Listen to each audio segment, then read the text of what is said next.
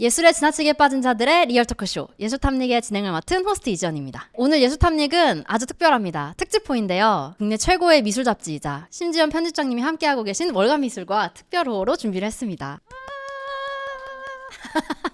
감사합니다, 여러분. 이렇게 빠르게 호응이 따라와 주실 줄 몰랐거든요.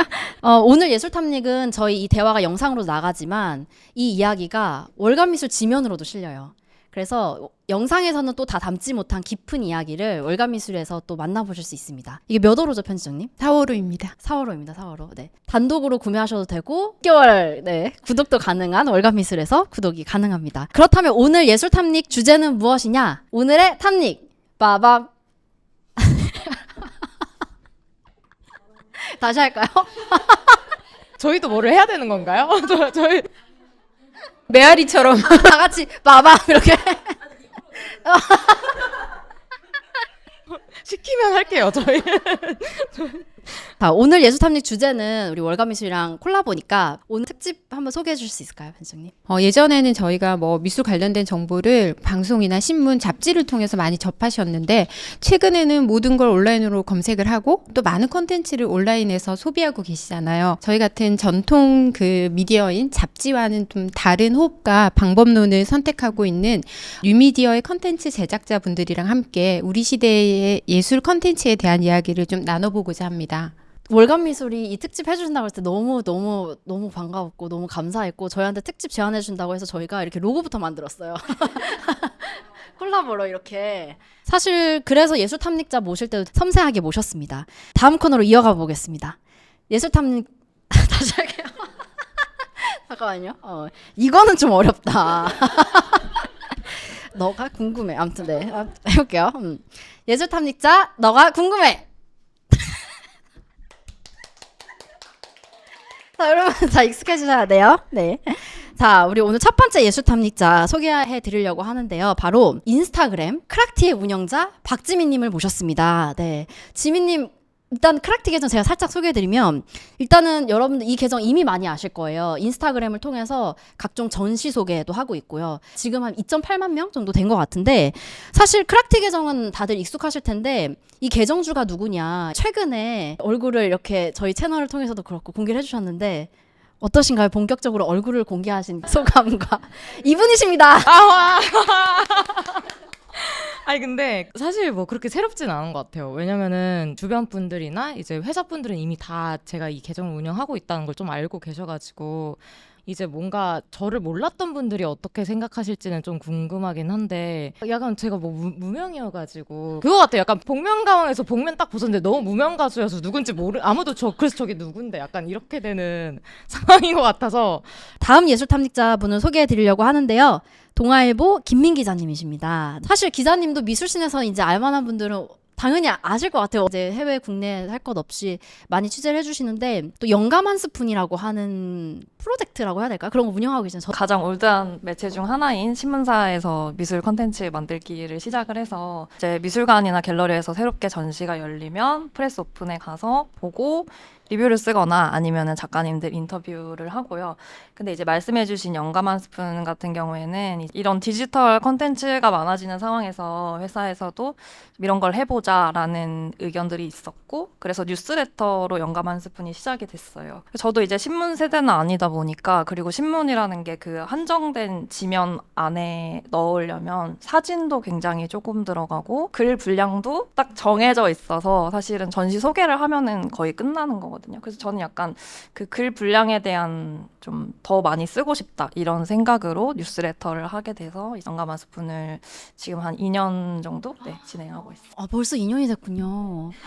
아, 근데 그게 회사에서 운영하는 거였어요? 네, 저희 회사 뭔가 드러내진 않지만 회사에서 운영을 하고 있고 저 완전 속았어요. 좋습니다. 우리 다음 예술탐닉자분 소개해드릴게요. 난트 매거진의 박지원 대표님이십니다. 사실 난트 매거진은 약간 동변상련의 마음이 좀 있어요. 같은 예술 쪽에서의 스타트업이기도 하고. 저는 아트 커머스 플랫폼 난트랑 난트 매거진이라는 미디어 채널을 함께 운영하고 있는 박지연이라고 합니다. 일단 난트는 작가와 컬렉터들이 좀 자유롭게 자신의 작품이나 소장품들을 거래할 수 있는 온라인 장터 같은 곳이고요. 그리고 난트 매거진에서는 문화예술과 관련된 재밌는 이야기나 트렌드나 이슈 같은 것들을 전달을 하고 있습니다. 그리고 오늘 또 다른 주인공이신 심전 편집장님인데요. 워낙 이제 진짜 최다 출연이세요. 그러니까 오늘은 좀 몸담고 계신 월간 미술에 대한 소개도 짧게 부탁드릴게요. 월간 미술은 저희 1976년에 1년에 이제 4번 발행하는 개간 미술로 시작했어요. 여기 이제 뉴미디어와 함께 있으니까 완전 파파 할머니 같은 그런 느낌인데요. 이제 한국에서 가장 오랜 역사를 가지고 있는 미술 잡지고요. 가장 영향력 있고 또 전문가들에게 신뢰를 받으면서 국내 예술 저널리즘을 방향을 이끌어온 미술 전문지라고 소개드리고 싶어요. 저희는 한 달에 한 번 종이 잡지로 발행되고 있고요. 그리고 이제 온라인을 통해서도 기사 전문을 무료로 또 제공하고 있습니다. 감사합니다. 오늘 또 저도 빠질 수가 없습니다. 누가 저한테 좀 물어봐 주시겠어요? 마지막 예술 탐닉자는 하고 제가 할게요. 제가 이거 하고 싶어가지고 어떻게 진행 톤으로 하면 되나요? 네. 마지막 예술 탐닉자는 어때요? 괜찮았어요? 괜찮았어요? 좋았어요. 저는 널리한 문화예술의 공동대표로 있는 이지연이라고 합니다. 저희가 벌써 2018년도니까 7년 됐나요, 횟수로? 그땐 진짜 미술 콘텐츠가 별로 없었거든요. 그래서 그때 유튜브 채널을 만들었는데 그렇게 하면서 저희는 현재 지금 예술의 이유 그리고 사적인 컬렉션이라고 하는 브랜드까지 가지고 있는 예술 콘텐츠 스타트업이고요. 오늘 저도 많은 이야기를 보탤 것 같아요. 그래서 오늘 공동 호스트 편집장님과 함께 이야기를 한번 이어가겠습니다. 그러면 우리 다시 돌아와서 오늘 탐닉 주제로 넘어가겠습니다. 오늘 탐닉 주제는 예술 미디어들이 어디로 가야 하는가 입니다. 사실 이 제안을 처음 주신 거는 편집장님이시거든요. 어떻게 이 주제를 탐구하자, 특집을 하자라고 생각하셨는지.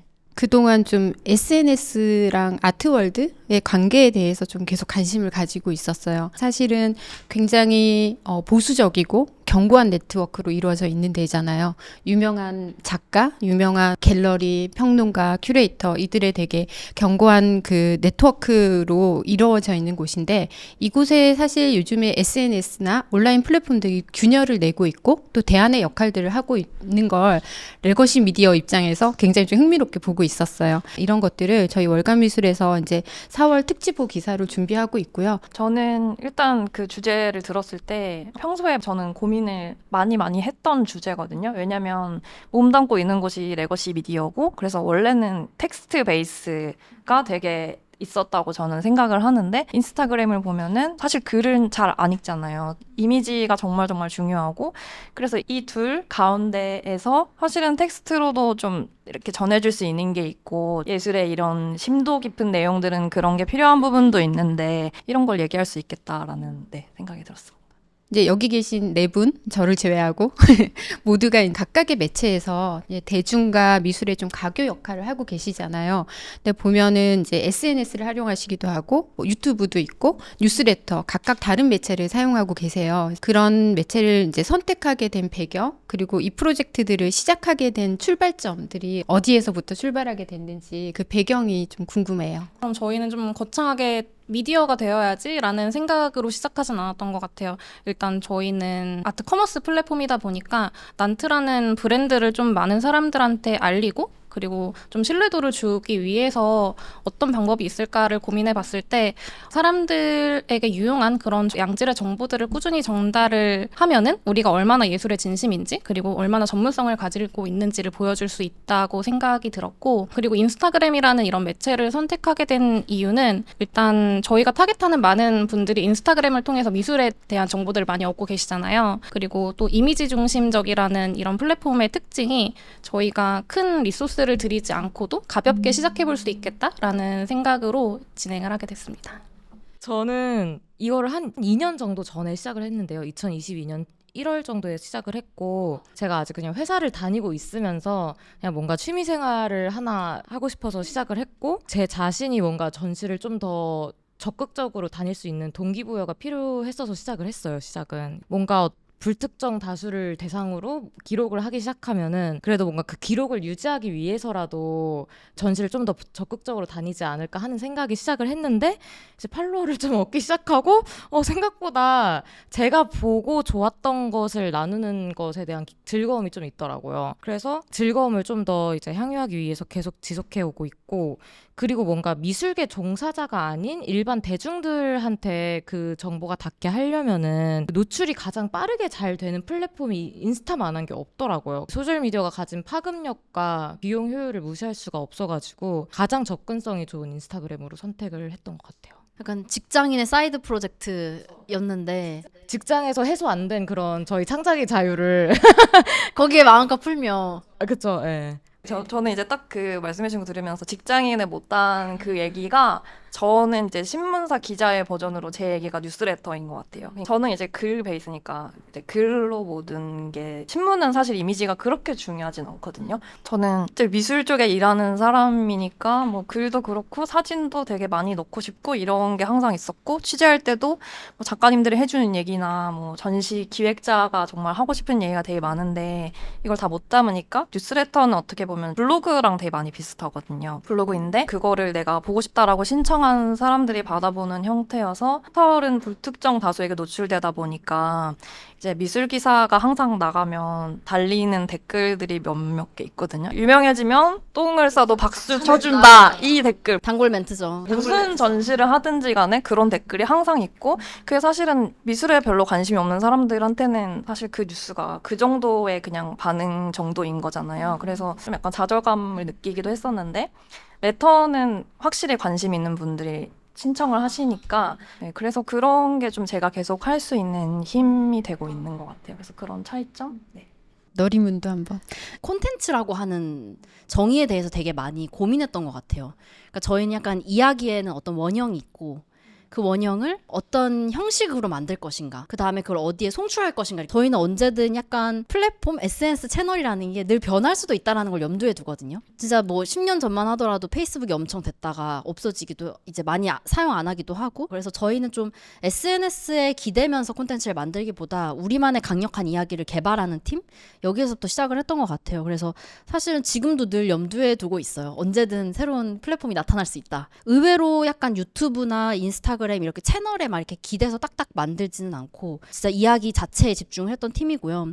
저희는 처음에는 그래서 예술의 재미는 예술이 만들어내는 이야기다가 슬로건이었어요. 편집장님 같은 경우에는 월간미술에 합류하시게 된 계기? 그래서 제가 월간미술에 조인하기 전까지 공공기관에서 이제 미술 생태계 전반을 이제 살피는 일을 오래 했어요. 미술계 전반을 살피면서 할 수 있는 일이 뭐가 있을까 고민했을 때 매체가 새로운 도전이 좀 될 수 있겠다라고 생각을 했고요. 월간미술은 제가 사실 학생 때부터 굉장히 오래 봐오던 잡지라서 신뢰가 높았고 뭔가 또 로망이 있다라는 생각을 해서 이제 잘 모르지만 좀 여기서 새로운 도전을 해보고 싶다라는 이제 생각을 가지고 월간미술에 또 합류하게 됐습니다.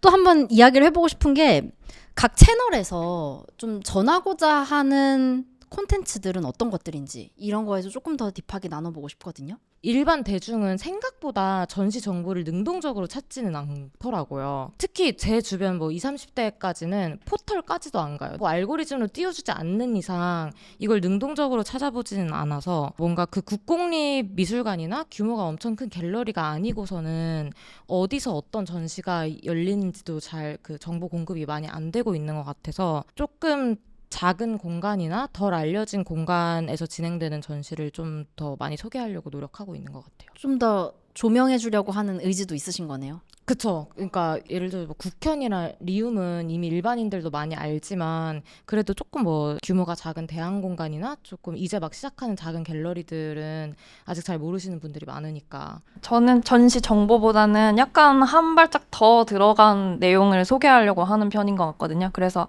말씀 주셨던 국현 관장님 인터뷰라던가 이게 사실은 그냥 미술관에 가면 좀 알기가 어렵잖아요. 관장님이 어떤 생각으로 미술관을 끌고 가려고 하고 이런 것들을 저는 이제 좀 접근할 수 있는 통로가 있으니까 그런 것들을 활용해서 좀 더 깊이 풀어낸다거나 뭐 작품 같은 경우에도 제가 큐레이터님 만나서 이거 어떤 생각으로 이렇게 배치를 하셨나요? 혹은 작가님한테 이걸 그릴 때 어떤 생각, 느낌으로 하셨나요?를 물어보고 그 얘기를 풀어내는 게 그게 조금 다른 부분인 것 같습니다. 일반 기사를 할 때랑 그 뉴스레터를 할 때가 취재 방식이나 이런 것도 다 다르나요? 좀 다정한 것 같아요. 뉴스레터가. 네네.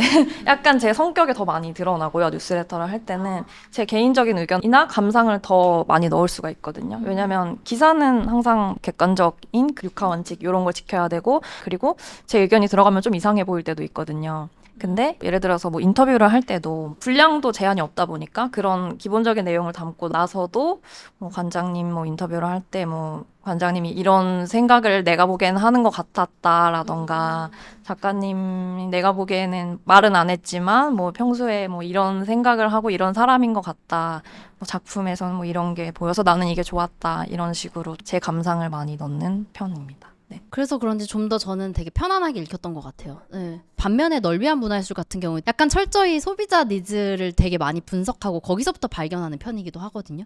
요즘 트렌드에도 되게 기민하게 반응하기도 하고 사람들이 이런 거를 원하네? 라는 부분들, 소비자분들이 어떤 곳에 더 강하게 매력을 느끼는지를 연결해서 콘텐츠를 짠다거나 되게 조금 진짜 약간 우리가 하고 싶은 걸 하는 느낌보다는 진짜 우리가 뭘 해야 되지? 라는 걸 계속 체킹하면서 하는 그런 부분이 좀 있거든요.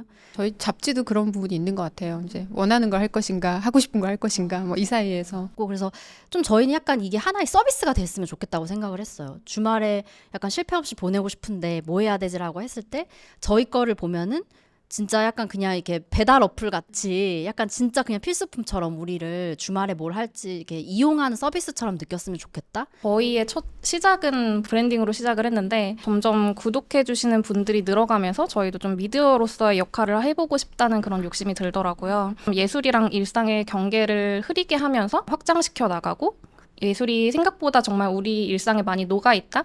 이런 것들을 전하면서 사람들의 감각을 깨우는 그런 자극제 역할을 하는 게 좀 저희한테는 제가 가지고 있는 목표예요. 지민님 혹시? 저 계정은 생각보다 팔로워 베이스가 되게 다양해요. 그래서 미술에 아예 관심이 없던 분들이 어쩌다가 알고리즘에 걸려서 와서 팔로워 하시는 경우도 있거든요. 그분들은 제 거를 보고 전시장에 들어서게까지 하는 게 저희 목표예요. 그래서 그분들이 뭔가 진짜 전시를 관람하는 그 취미를 갖게 하는 게 하나의 목표고, 더 궁극적으로는 이제 이거를 저희 그 피드를 약간 미끼 삼아서 미술 잡지나 신문이나 이런 비평문까지 다 읽게 하는 게 저희 목표거든요. 제가 왜 이 목표를 가지고 있는지 모르겠지만 약간 미술을 사랑한 죄. 네, 미술을 사랑한 죄 유죄. 근데 인스타가 아무리 그 노출과 접근성이 좋다 한들 비평가나 전문가가 쓰는 그 비평의 깊이나 연구의 폭넓음을 따라갈 수는 없다고 생각이 들어서 그 2200자 안에 다 담을 수는 없거든요. 그래서 이제 궁극적으로는 이제 제 피드를 보고 관심이 생겨서 뭐 미술관도 방문하고 이런 미술 잡지 논문까지 읽게 하는 게 저희 목표죠. 입문해서 이제 전문가의 길로까지. 네, 알아서 들어가시라. 네, 제가 할 일은 여기까지다. 파인 아트라는 되게 좁은 영역이지만 약간 인문학적으로도 의미가 있고 고유의 정말 깊은 세계가 있는 그 영역에 대한 애정이 정말 많고 이게 알려지지 않은 게 아직도 되게 많다고 생각하거든요. 그래서 여기 안에 있는 그 작가님들, 큐레이터님들이 되게 세상에 대해서 엄청 깊이 연구를 하고 뭐 내놓은 결과물들을 다시 연결시켜주는 어떤 통로? 그래서 이게 궁금하신 분이 있으면 언젠간 아카이빙처럼 되어 있다가 좀 읽으면 아 이런 거구나 하면서 깊이 알게 되고 그렇게 나는 해야겠다라고 생각을 하고 있습니다. 그 아카이빙 말씀하셔서 저는 이 계정을 운영하는 사람이기도 하지만 미술지나 신문 기사들을 많이 읽는 사람으로서 진짜 아카이빙이 중요하다고 생각을 하거든요. 그 얘기 많이 하시더라고요. 네. 왜냐면 그냥 구글해서 딱 쳤을 때 나오는 그 기사부터 읽기 때문에 어떤 작가에 대해서 알고 싶으면, 그래서 그런 게 조금 저는 한 명의 독자로서 그게 되게 중요하다고 느껴져요. 널비한 문화예술은 되게 퍼블릭 미디어로서의 역할을 많이 하고 싶었던 것 같아요. 7, 8년 전에 이런 SNS를 통해서 미술이 많이 공유되기 전에는 사실 미술이라는 정보가 진짜 월간지나 아니면 정말 소수의 채널을 통해서만 공유되는 느낌이 좀 있었거든요. 근데 그런 것들을 지상으로 끌어올리는 느낌? 양지로 올리는 그런 역할을 음지는 아니었어요. 저희가 동시대 작가님들의 작업을 다룰 때 진짜 작가에 대해서 알게 돼서 너무 고맙다. 알게 됐다. 이 사람이 진짜 예술가구나. 이런 댓글이 달리는 거 되게 뿌듯하거든요. 그러면서 저 사람이 5년 뒤가 궁금하다. 10년 뒤가 궁금하다 하면서 저희가 그 작가분들이 약간 팬덤을 만들어드리기도 하는. 그래서 결국에는 이 생태계에서 가장 중심이 되는 작가에 대한 이야기를 더 최근에는 많이 하고 싶었던 것 같아요. 네, 다들 마찬가지지만 사실 이제 작가건 전시건 어느 정도의 덕질 베이스가 있는 것 같아요. 자기가 굉장히 좋아하니까 그걸 더 알리고 싶고 이제 그런 마음에서 출발한 것들이 다 이제 각자 다른 방식으로 여기까지 온 것 같아요. 네. 사실 저희는 다 SNS나 콘텐츠나 미디어의 덕후이기도 하잖아요. 그래서 좀 요즘에 그냥 전반적으로 미술 콘텐츠나 이런 것들의 좀 트렌드, 흐름 같은 거를 좀 감지하시는 게 있다면 그걸 좀 가볍게 얘기하면서 시작해보고 싶거든요. 김민 기자님 웃으시는데 너무 고루한 것 같아가지고 고루한 그러니까 전혀 제가 보는 거 트렌디하지가 않고 이런 고루한 사람의 트렌드는요.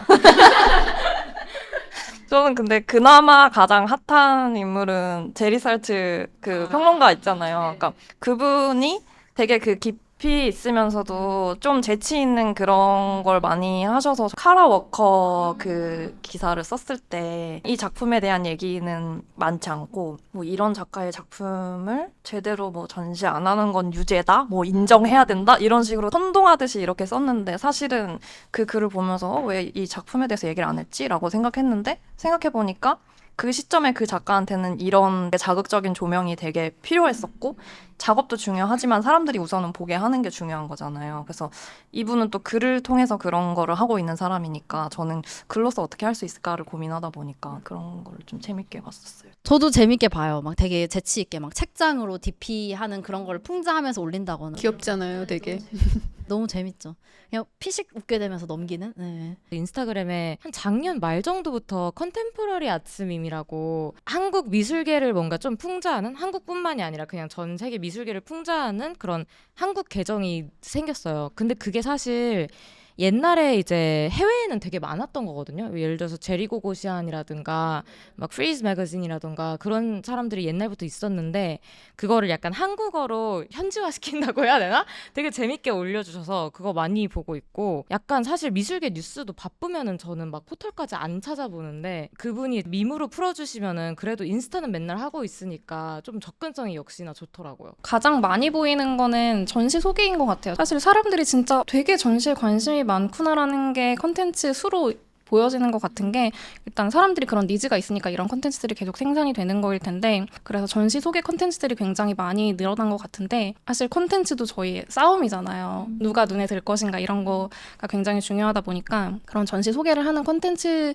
제공자들도 좀 다른 시각, 다른 관점에서 전시를 소개하려는 그런 도전들 을 많이 볼 수 있게 되는 것 같아요. 저는 좋아요에도 되게 진심이 담겨 있는 세상이라고 생각해요. 되게 아무렇지 않게 하는 것 같지만 저는 습관적으로 좋아했다가 이 콘텐츠 별로라면 좋아요 취소하거든요.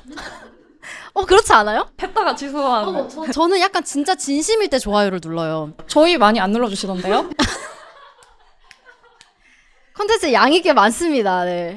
5개에 하나 정도로. 네. 그래서 진짜 고심해서 누르거든요. 저는 제가 진짜 좋은 것만 좋아요 누르고 취소할 일이 없어요. 네. 시도를 해본 적이 없으세요? 애초에 신중하게 판단하시고 내 선택에 후회한 적이 없다. 한 2박 3일 고민하시고 누르시는 것 같아요. 다음날 가서 다시 누르기도 하고. 생각해보니 좋더라.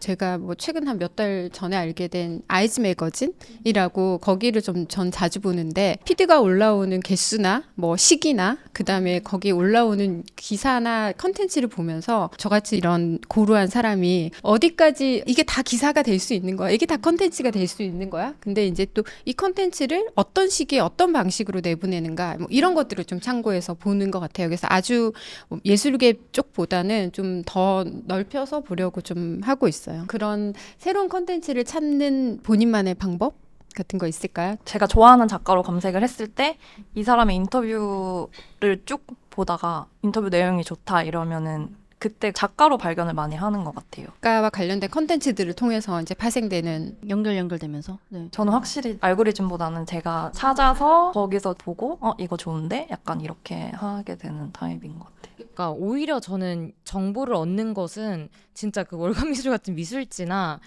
왜냐면 미술지는 그 광고가 빨리 나오잖아요. 저희가 모르는 전시 정보도 미리 내주시잖아요. 그래서 그런 미술지 광고를 참고하거나, 아니면은 저는 요즘 주요 기관들이 자체적으로 홈페이지에서 운영하는 그런 플랫폼들이 되게 많거든요. 그러니까 예를 들어서 막 일민미술관 같은 경우 이마온이라는 그 페이지 섹션이 있는데 각 전시에 연계해서 진행했던 그런 다양한 뭐 행사나 콘텐츠들을 모아 올리는 페이지예요. 그래서 그거에 중심을 이루는 콘텐츠가 비평글인데, 일민미술관에서 이마크리틱스라고 매년 전시 비평가를 이렇게 모집해가지고 그 해 진행되는 전시에 대해서 비평문을 싣는 프로젝트가 있거든요. 근데 그게 다 온라인에 무료로 공개가 되니까 물론 비평글이어서 쉽지는 않은데 그럼에도 불구하고 내가 가본 전시니까 이 사람들은 어떻게 썼나 하면서 좀 읽게 되는 것 같고 그런 것도 좀 궁금해요. 저희가 소비자로서도 있지만 결국에 우리 이거를 콘텐츠화하는 사람이니까 내가 이 콘텐츠를 하기 위해서 아이템을 발굴해야 되잖아요. 그런 것들을 발굴하는 방법이 좀 있으세요? 그 아까 이제 널 위한 문화예술은 그 소비자의 니즈에 맞춰서 이렇게 하신다고 했잖아요. 그게 또 저랑 되게 다르다고 생각했던 게 저는 약간 저한테 와닿거나 감동을 주거나 이런 거를 중요하게 생각하거든요. 저는 약간 좀 이렇게 수공예하는 사람처럼 뉴스레터를 빚고 있어서 처음에는 그런 거를 좀 파악해 보려고 되게 고민도 많이 했는데 하다 보니까 내가 이거를 알 수가 없고 그냥 내가 일단은 내 목소리로 이것저것 해보면서 그러면서 좀 찾아가야겠다 이런 생각을 했었어가지고 일단 나한테 감동이 와야 되고 뭔가 이게 의미가 있는 내용에 내가 쓸 수 있겠다라는 생각이 드는 것들이 그런 감동이나 뭐 감성이나 이런 것들인 것 같아요. 저도 약간 기자님이랑 비슷한데 제 감각에 많이 의존을 하는 것 같아요. 콘텐츠 아이템들을 봤을 때 이거 내가 궁금하다. 이거 나 좀 알고 싶다. 재밌겠다. 싶은 것들을 픽해서 원고를 요청드리는 그런 방식으로 하고 있어요. 저는 이거 궁금했어요. 월간미술의 특집이 어떻게 만들어질까? 이번 3월호가 미술진흥법이었거든요. 준비 기간이 되게 많이 든다라는 생각도 들었고 그래서 오히려 막 엄청 시의성이 최우선은 아닐 것 같다라는 생각도 들었고 그 특집호를 어떻게 발견하시고 발굴하시는지? 기본적으로는 시의성을 좀 생각을 하고요. 요새 좀 더 이슈가 되는 거, 화두가 되는 거, 미술계에 필요한 정보 이런 것들을 우선해 놓고 저희들도 기자들의 관심사가 많이 반영이 돼요. 기자들이 뭐 건축에 더 관심이 있는 기자가 있고 더 미디어에 관심이 있는 기자들이 있고 그 자기의 관심사 안에서 좀 더 화두가 되는 부분들 이것들을 좀 끄집어 올려서 아이디어를 계속 내고 어떤 널 위한 문화예술의 대표 콘텐츠인 이달의 문화예술로 치면 보통 4개에서 5개 정도 소개를 하거든요. 근데 그 4개에서 5개가 다 각각 타겟이 달라요. 그 타겟을 정해놓고 그 타겟에게 좋을 만한 가장 좋은 전시를 하나씩 매칭하면서 하는 편이거든요. 이 중에서 내가 하나는 가고 싶어 라는 마음이 들게끔 그래서 진짜 뭐 예를 들어서 주말에 데이트를 가고 싶은 분들을 위한 게 하나가 있고 그래서 실제로 대본도 그거에 맞춰서 써요. 그러니까 똑같은 이 아이템이 어느 타겟으로 가냐에 따라서 다르게 풀려요. 맥락이. 각 매체 운영하시면서 지금 현 시점에서 하고 있는 고민들이 있을 것 같아요. 미술 콘텐츠 이래서 어렵다. 약간 이런 느낌? 사실 미술사에서는 조금 필수적인 담론인 그런 페미니즘이나 LGBTQ 같은 이런 주제들이 사실 너무 안타깝게도 한국 사회에서는 조금 논쟁거리가 되는 그런 이슈이다 보니까 사실 이런 콘텐츠를 올렸을 때 거부감을 느끼시는 분들이 생각보다 많더라고요. 저희가 최근에 페미니즘 관련된 인물 관련 콘텐츠를 올린 적이 있었는데 그날 하루에만 팔로우 취소가 평소보다 7배, 8배 정도 올라갔었어요. 약간 충격이었는데 예술이라는 카테고리를 다루면 어쩔 수 없이 페미니즘이나 소수자 같은 내용들이 나올 수밖에 없는데 그래서 여기에 많이 흔들리지 않으려는 노력들을 하고 있는 것 같아요. 미술이라는 게 콘텐츠로 다뤄지면서 뭔가 힙하고 핫하고 예쁘고 뭐 반짝반짝하고 약간 이런 식으로 하면은 사람들이 좋아하는데 사실 예술을 계속 파보다 보면은 되게 어려운 얘기도 해야 되고 진지한 얘기도 해야 되고 하는데 그런 거 사람들이 정작 원하지 않잖아요. 그래서 그 두 가지를 어떻게 잘 엮을까? 왜냐면 이 얘기를 너무 안 하면 사실 이 이야기는 또 예술이 아닐 수도 있는 거니까. 저희랑 완전 반대의 고민들을 하는 것 같아요. 저희는 이제 전문지니까 전문지인데 전문지를 보는 사람들은 모두 전문가냐? 그렇진 않거든요. 전문가들을 중심에 두고 그 외에 많은 이제 미술에 관심 있는 분들이다 보니까 너무 어렵진 않나? 이 얘기가 어떨 때는 뭐 하나도 볼 게 없다 막 이러시는 분들도 있고 그러다 보니까 저희도 그 난이도와 그 범위를 어떻게 조정해야 될지 그런 고민도 많이 해요. 근데 그러다 보니까 독자들이 바뀌고 있으니까 저희도 텍스트의 분량이라든지 다루려고 하는 내용들이 자꾸 바꾸려고 노력을 하고 있는데 또 그러면 미술 관계자들 입장에서 볼 때 전문지마저 점점 가벼워지면 우리의 담론의 장이 어디에 남겠느냐 이런 이제 조언들을 해주셔서 그 사이가 참 어려운 것 같아요. 똑같진 않지만 저희 널리한 문화예술도 약간 비평지로 생각하시는 분들도 있는 것 같아요. 이게 어쨌든 미디어라고 하는 건 권력을 가지게 되는 거기도 하고 우리가 이야기하는 것들이 어떤 의미를 가지게 되니까 우리가 의도하지 않아도 그래서 그런 부분에 있어서 이렇게 해야 되지 않아? 이렇게 해야 되지 않아? 라고 하는 비판은 항상 듣고 오히려 저희는 그걸 깊이 생각하는 편이에요. 그러면서 한편으로 그 역할은 월간미술이 해주고 있으니까 하면서 우리의 역할은 달라 이러면서 했는데 저희가 항상 콘텐츠 만들 때 좀 어려운 거라고 하면 어쨌든 이 단면을 보여주는 거니까 일부를 보여주는 거니까 이게 항상 오해의 소지가 될 수 있다라는 거 그리고 예술이라는 게 명확하지 않은 것을 특징으로 하는데 그걸 되게 명료하게 이야기를 하고 있다 보니까 자칫 그것이 그냥 약간 이렇게 선언되는 것도 있고 그거 이외의 생각을 좀 다치게 하는 경우도 있고 저희가 의도하지 않아도 그래서 항상 그 부분을 고려하면서 대본을 썼던 것 같아요. 그리고 미술 콘텐츠가 좀 어려운 게 전시 텍스트 자체가 다 너무 어렵잖아요, 사실. 진짜 미술 업계에 종사하는 사람들도 어려운데 대중들은 얼마나 더 어렵겠어요. 근데 그거를 저는 그게 충분히 더 쉽게 풀어 쓸 수 있다고 생각을 하거든요. 근데 그거 미술관이나 갤러리가 쉽게 풀어 쓰지 않는 거에는 여러 가지 이유가 있겠지만 그중 하나가 그 작가님들이 주시는 텍스트가 있는데 그 작가님들이 쓰고자 하시는 그 특정 단어들이 있어요. 그러니까 그분들은 되게 추상적이고 모호한 거를 지향하시는데 사실 뭐 미술관이나 갤러리 입장에서는 그걸 중재하는 입장으로서 조금 더 이제 쉽게 써도 되는데 이제 작가님들 눈치도 봐야 되니까 약간 둘 사이에서 되게 고민을 많이 하시는 걸 좀 많이 봤던 것 같아요. 약간 그거를 의도하지 않게 곡해할 수도 있으니까 저도 이제 취재를 하면서 제가 또 이런 현상들을 보면서 나름의 분석을 한 게 이제 결국에 미술은 시각 언어로 말을 하는 거잖아요. 근데 이거를 텍스트 언어로 어떻게 옮기느냐에 대한 경험이 많지가 않은 것 같아요. 근데 이 단어는 사전에 정해진 의미가 있고 사람들이 쓰는 그게 있는데 그런 게 좀 자의적으로 생각이 된다고 해야 되나? 여기엔 사실 이제 저희 책임이 많죠.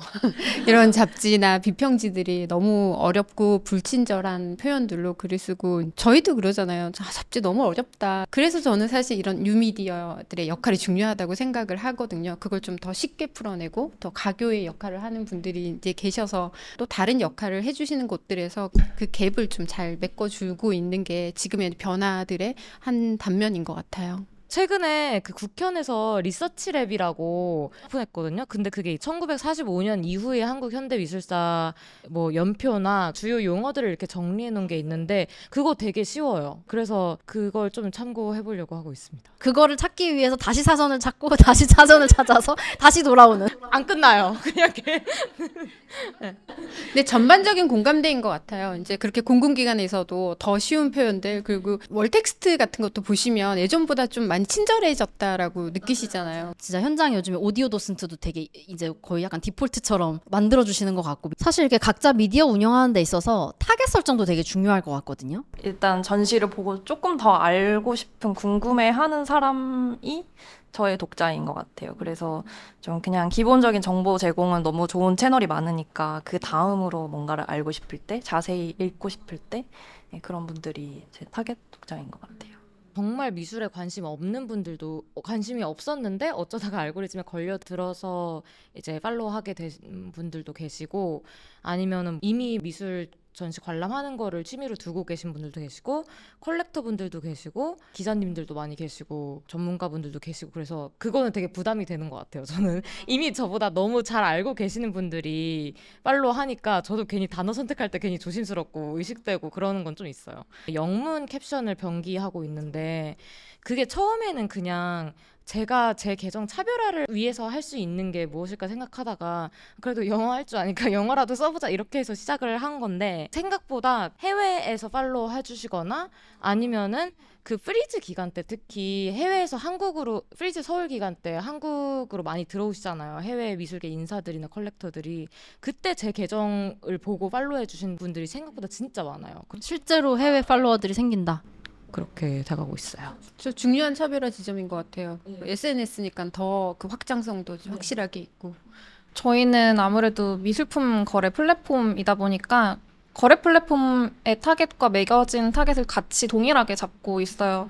아무래도 이 부분은 비즈니스적인 목적이 좀 강하긴 한데 어쨌든 저희는 미술품을 구매해 받거나 아니면 구매할 의향이 있는 이런 영 컬렉터들을 조금 타겟으로 해서 어느 정도 예술에 관심 있는 아니면 이해도가 있는 그런 분들이 흥미로워할 만한 그런 콘텐츠들을 만들고 있어요.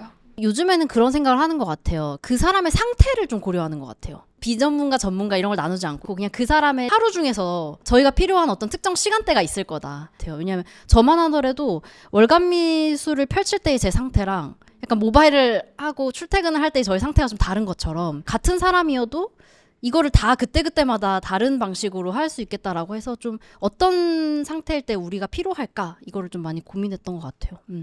이 콘텐츠를 계속 지속하기 위해선 사실은 많은 리소스가 들어가고 광고나 이런 문의도 사실은 오는 순간들도 있고 어떻게 수익을 고민하시는지 좀 여쭙고 싶어요. 일단 당연히 광고 수익인 것 같아요. 근데 다들 아시겠지만 문화예술 쪽에서는 마케팅 예산이 넉넉하지가 않다 보니까 사실 그렇게 많지 않고 다행히도 저희가 브랜드 소식들도 같이 전하고 있어서 브랜드 쪽에서 광고 문의를 많이 주고 계세요. 광고가 저희 매거진 콘텐츠들의 신뢰도를 떨어뜨리는 부분도 있을 수 있기 때문에 모든 광고를 다 받진 않고 저희 감도에 맞는 그런 광고들을 선별해서 올리고 있어요. 광고 콘텐츠가 그래도 주를 이루고 또 커머스를 하시니까 작품 판매에 대한 부분도 있으실 거고. 네, 맞아요. 수익화 부분은 사실 널리한 문화예술이 가장 많이 고민하시고 또 많은 실험도 하실 것 같은데 저희도 소위 브랜디드 콘텐츠라고 하는 게 주를 이뤘었는데 아까 말씀해 주신 것처럼 우리 콘텐츠를 이용해보고 싶어도 사실은 내가 이 정도 마케팅비를 책정하기는 어려운데 이런 문화재단이나 미술관이 많잖아요.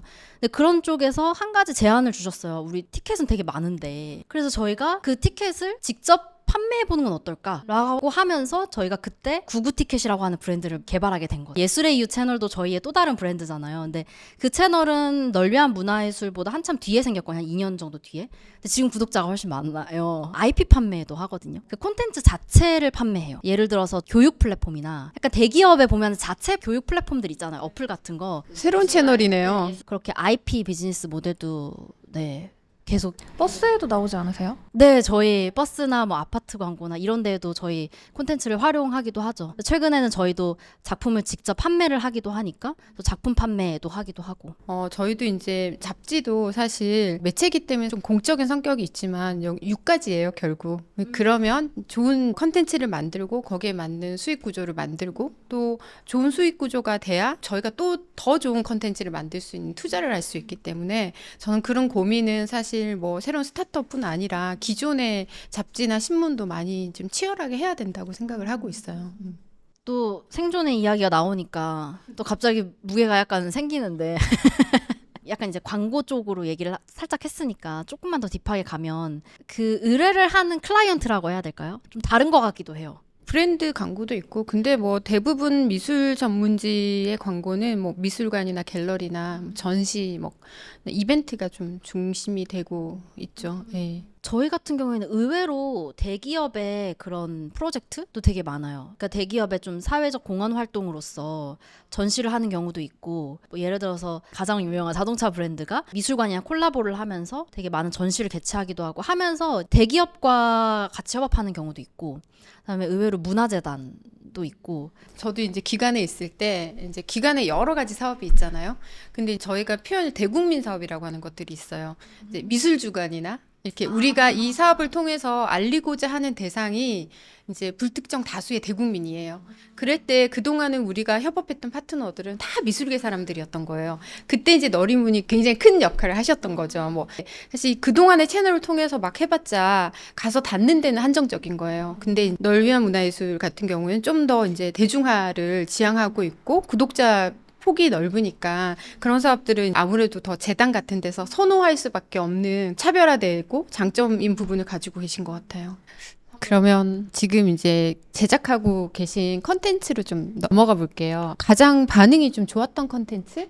어떤 것들이 있을까요? 아티스트에 대한 소개가 굉장히 좀 반응이 좋은 편인 것 같아요. 그리고 아까 약간 카피에 대한 그런 좀 특징적인 것들 얘기 나눴었는데 저희는 뭐 누가 선택한 테이트 모던이 선택한, 타데스 루팍이 선택한 이런 것들의 타이틀이 붙었을 때 좀 많이 관심을 가져주시고 저희 최근에 올렸던 콘텐츠 중에는 이미래 작가님 소식 전했던 거? 그 핀 해놓으셨더라고요. 네, 맞아요. 사람들이 많이 좋아해 주셔가지고 그 관심을 많이 가져준다라는 척도를 어떻게 좋아요나 도달하는 수나 노출하는 것들 그리고 알고리즘이 터지는 그런 콘텐츠들이 있는데 아무래도 저장이나 공유가 많이 되면은 알고리즘을 잘 타는 것 같더라고요. 인사이트를 누르면은 이게 몇 명이 공유를 했고 몇 명이 DM으로 은밀하게 보냈고 몇 명이 저장을 했고 그거를 챙겨서 보는 편이고 저는 저한테 사실 진짜 의미 있는 척도는 제가 올린 걸 보고 얼마나 많은 사람들이 그 전시를 방문했는지거든요. 근데 그거는 이제 현장에서 듣는 경우가 많아요. 그래서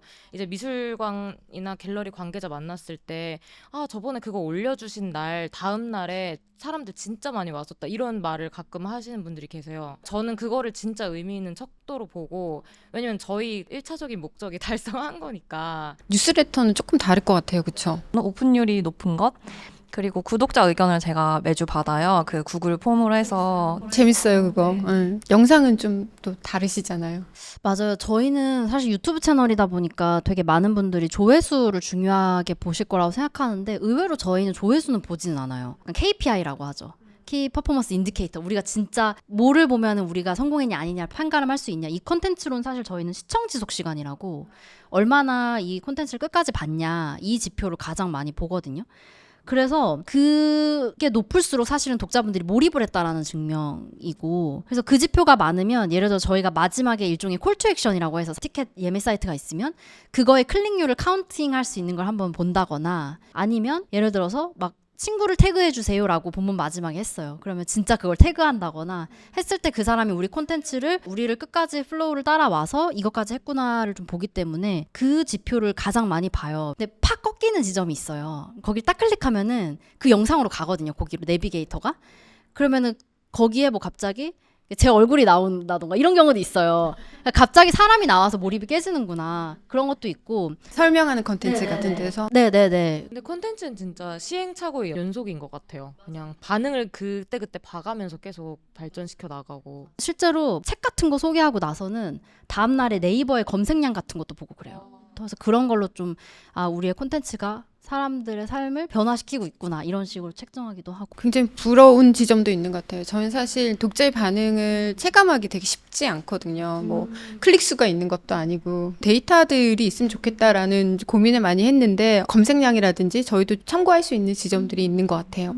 또 그런 것도 궁금하네요. 채널을 키워가시는 데 있어서 하나의 노하우를 공개를 해주신다면. 제가 생각했을 때 저희 매거진의 가장 큰 노하우는 적당히에 타협하지 않고 한 끗 차이가 가지는 힘? 그런 것들을 믿는 것 같아요. 그래서 저희는 썸네일에 굉장히 많은 공을 들이고 있는데 좋은 이미지들을 찾기 위해서 굉장히 노력을 많이 하고 에디터분들이 좋은 아이템들을 올려주셨어도 제가 봤을 때 거기에 고감도의 이미지가 충분하지 않다라고 판단이 들면 드롭하는 편이에요.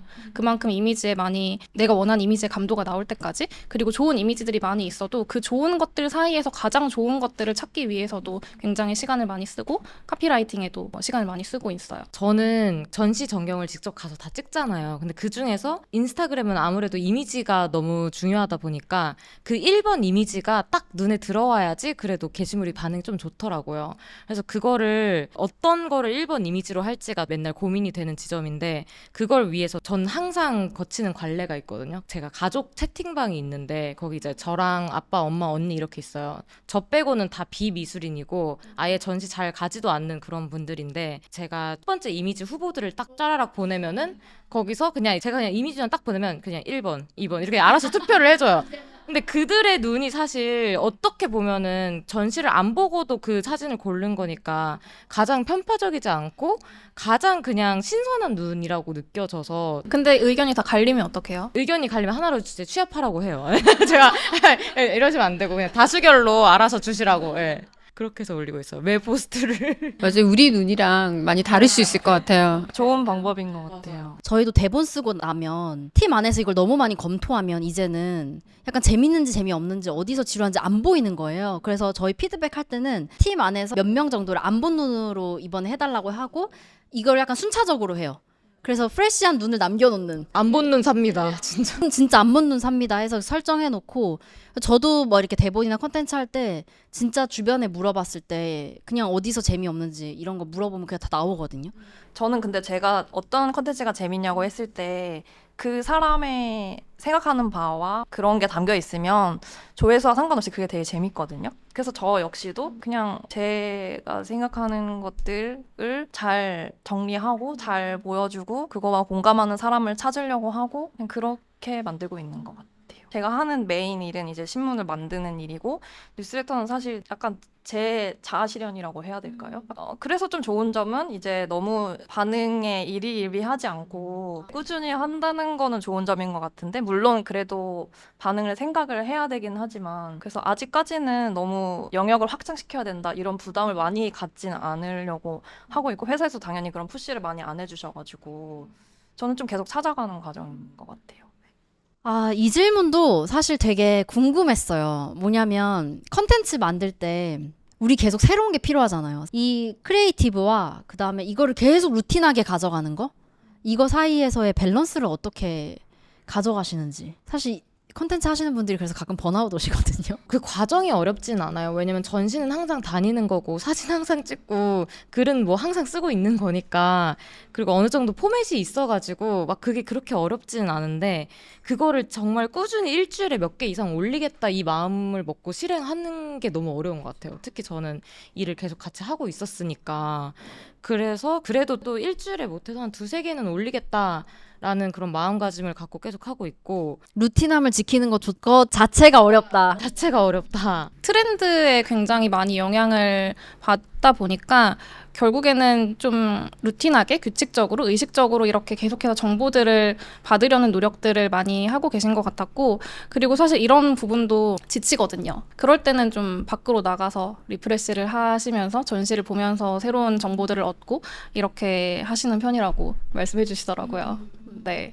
사실 알고리즘이라고 하는 거에 영향을 받기도 하는 것 같아요. 그래서 나의 크리에이티브함이나 신선함과는 별개로 그냥 그것에 노출이 시스템적으로 막히는 경우도 있고 거기서 오는데 그걸 그냥 돌파해서 계속 루틴함을 찾는 것 자체가 힘들다라는 것도 되게 격하게 공감이 많이 됐고 근데 저희는 또 반면에 약간 이거를 제품처럼 생각하는 게 있어요. 아무래도 콘텐츠 스타트업으로서 이 콘텐츠 하나하나가 프로덕트다라고 보기 때문에 좀 규격화에 오히려 더 관심이 있긴 했어요. 이걸 어떻게 일정한 수준의 퀄리티에 도달하게 딱 만들 수 있을 것인가? 그래서 그런 부분을 오히려 개발하기 위해서 노하우를 되게 많이 찾아야 되는 거예요. 덜덜 이런 걸 쓴다든지 가끔씩 이게 되네?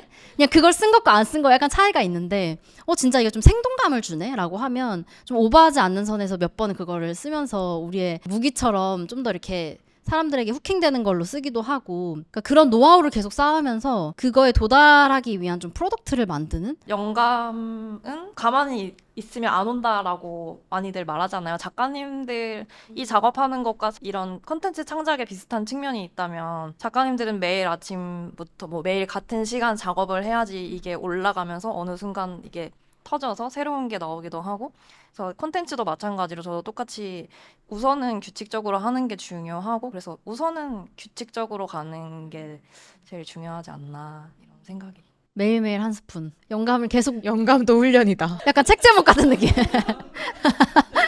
자기계발서네요. 영감도 훈련이다. 저희는 이제 월간지니까 마감이 반복되잖아요. 이제 한 일주일 정도 마감 치고 3주가 회복기예요. 그 회복기 동안 사실 회복하는 게 결국은 현장 막 다니면서 뭐 사람들도 만나고 전시도 보고 이러면서 그런 크리에이티브한 감각이나 뭐 많은 것들을 좀 회복해 가고 또 나머지 일주일 동안 그게 밸런스가 다 무너지는 일주일을 또 보내고 그렇게 하고 있는데 계속 현장에서 다니는 게 결국은 좀 그걸 회복하고 루틴을 계속할 수 있게 해주는 게 한 부분이 있고 저희는 크리에이티브도 중요하지만 이제 전문지다 보니까 밀도나 깊이감 이런 데 조금 더 치중하는 부분이 있는 것 같아요. 그리고 좀 밸런스를 위해서 다른 것도 중요하지만 다들 체력이 사실 중요해서 그 얘기 나올 것 같았어 왠지. 간간히 열심히 운동을 하고 있어요. 이제 이게 받쳐줘야 다른 어떤 것들을 할 수 있고 밸런스가 계속 맞춰져 갈 수 있다고 생각을 해서 누군가 말할 줄 알았는데 그 저였군요. 지민님 그런 DM 많이 받지 않아요? 하루에 전시 막 엄청 많이 가면 체력 관리 뭐 어떻게 하시냐? 체력 관리, 체력 뭐 어떻게 그렇게 다니시냐. 근데 뭐 그냥 힘들면서 다니는 거예요. 그냥 뭐 한 죽을 때쯤, 그냥 그만해야겠다 하고 목숨 걸면서 다니는 거죠. 소진될 때까지. 소진될 때까지. 여태까지 막 고민도 얘기하고 노하우도 얘기했지만 그러니까 미술 콘텐츠 크리에이터로서 좀 주의사항 같은 것도 있을까요? 나 스스로 이런 걸 주의하고 있다도 좋고. 그 미술계에서만 쓰는 그 특정 단어들을 최대한 제 계정에는 안 쓰려고 하고 있어요. 대표적인 게 어떤 거죠? 다채로운 매체를 넘나들며 작업하며 독자적인 작업 세계를 구축했다 막 이런 거 있잖아요.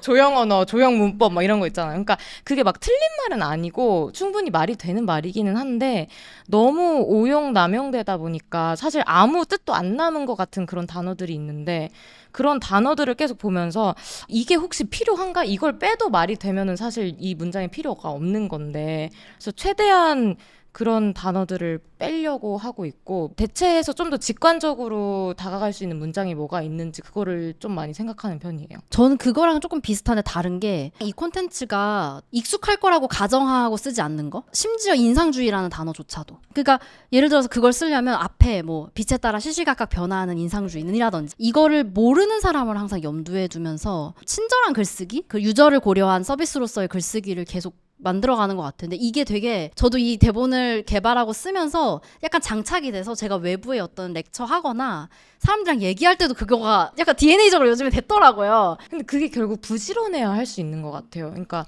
당연히 상대방이 읽는 독자가 안다고 생각하니까 그걸 안 하는 건데 사실 그거를 다 하나하나 설명하려고 하면 일이 좀 더 많이 들기도 하고 하니까 근데 그거를 그냥 다 모른다고 가정하고 해야지 좀 더 친절한 글쓰기가 되는 것 같아요.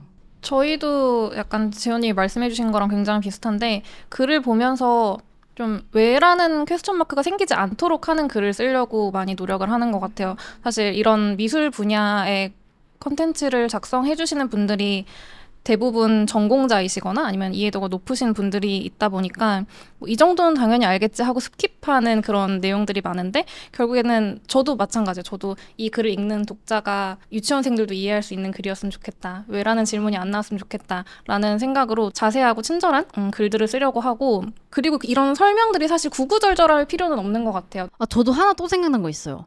저희는 항상 영상이나 대본 피드백 할 때 모바일로 읽어보는 습관 해요. 팀 안에서. 화면에서 보통 이렇게 편집을 하거나 볼 때는 이게 컴퓨터에서 딱 보잖아요. 아이맥이나. 근데 그게 생각보다 모바일로 가면 자막이 되게 안 보이기도 하고 그런 부분도 좀 염두에 두는 편이고 저는 좀 뻔한 표현을 피하려고 하는 편인 것 같거든요. 그래서 예를 들어서 루이스 부르주아를 한다고 했을 때 뭐 거미를 말한다거나 뭐 거미의 뭐 데모 약간 이런 식으로 많이 하게 되잖아요. 근데 제가 루이스 부르주아를 썼을 때는 어떻게 했냐면 아버지를 죽이고 싶은 상상이 나를 작가로 만들었다 이렇게 했거든요.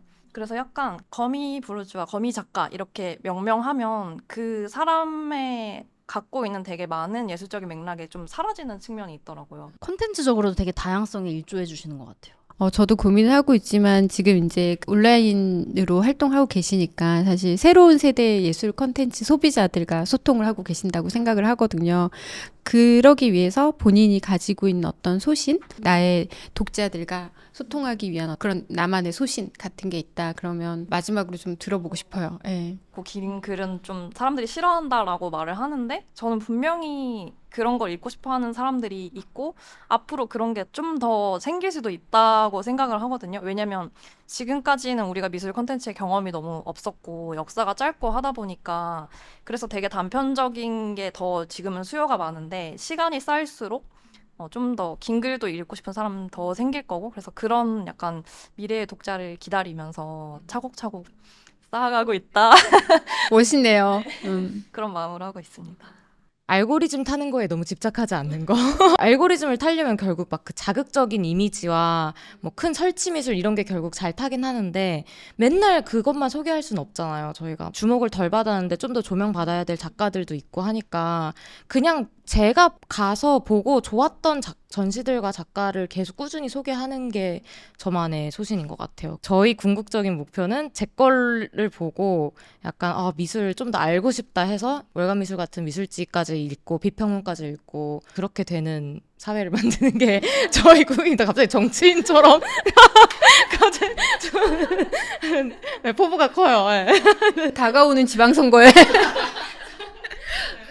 사실 콘텐츠가 기술적인 영역보다는 좀 감각의 영역이 더 크다고 생각이 들어요. 그래서 저는 계속해서 제가 아무래도 편집장의 역할을 하고 있다 보니까 제 감각을 계속해서 키우려고 하고 있고, 저희가 만드는 콘텐츠들이 또 다른 분들에게 또 새로운 감각을 키워주는 그런 역할을 할 수 있도록 좀 기술보다는 감각에 좀 초점을 맞추는 게 저의 소신입니다. 사실 저희 같은 경우는 미술의 파이의 일부를 가져간 사람이 아니라 그 파이를 넓히는데 조금이라도 기여하고 싶다인 것 같아요. 내가 여기서 뭔가 내 밥벌이를 챙기겠어라는 것보다는 그래도 내가 이 파이를 조금 더 넓히는데 조금이라도 지름을 조금 넓히는데 일조하고 싶다라는 거. 그래서 널 위한 문화예술도 사실은 그런 꿈을 가지고 함께 팀원들이랑 달려가고 있는 게 아닐까 이런 생각도 좀 하고. 근데 뭐 너무 어렵지만 오늘 얘기를 한번 하고 나니까 사실 전 좀 차오르는 게 있었던 것 같아요. 약간 인류의 그런 거 충전하듯이 아 그래 이렇게 다 고군분투하는 분들이 계시구나 이러면서 약간 이런 모임을 따로 만들까? 막. 마지막으로 저희 소감을 들으면서 끝내려고 합니다. 오늘 어떠셨나요? 저한테 도움이 많이 된 것 같고, 또 이렇게 이 미디어의 여러 스펙트럼에서 다 같이 힘을 모아서 여러분 관심 가져주세요 하고 있구나라는 생각이 들어서 든든한 시간이 됐던 것 같습니다. 저도 너무 긴장했었는데 힘든 시간이었고 솔직한 편. 네, 일단 좀 다 같이 이렇게 컨텐츠를 만드시는 분들이랑 같이 얘기를 하다 보니까 저도 영감을 많이 받았던 것 같아요. 앞으로 난트 매거진도 이렇게 한번 해보면 재밌겠다라는 이런 영감들을 많이 받아서 좀 시도해볼 만한 것들이 많이 나온 것 같아요. 역시 사업가. 아이템을 발굴해 간다. 편집장님 오늘 저랑 거의 공동 호스트셨는데 어떠셨나요? 힘들었어요. 이게 물어보는 질문에 답을 따박따박 하는 것과 굉장히 다른 차원과 텐션을 다시 한번 놀랬고요.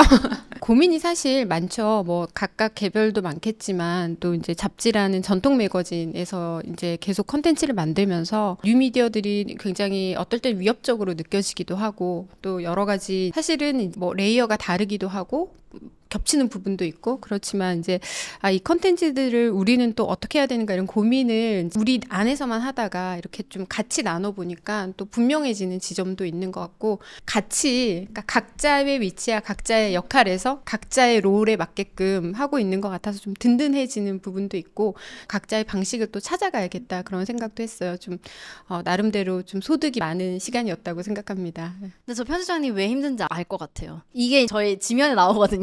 저는 이제 시작입니다. 월간미술 4월에 어떻게 나올지도 기대되고 많이 사서 읽어주시고 여기 도서관이나 이런 데도 많으니까 저희 만약에 발견하면 사진 찍어서 저희도 태그해주시고 하면 재밌을 것 같습니다. 오늘 긴 시간 예술탐닉자분들 함께 해주셔서 감사합니다. 네, 다음에 또 모시면 응해주세요. 오늘 너무 힘드신 시간 동안 함께 해주셔서 감사합니다. 고생 많으셨습니다.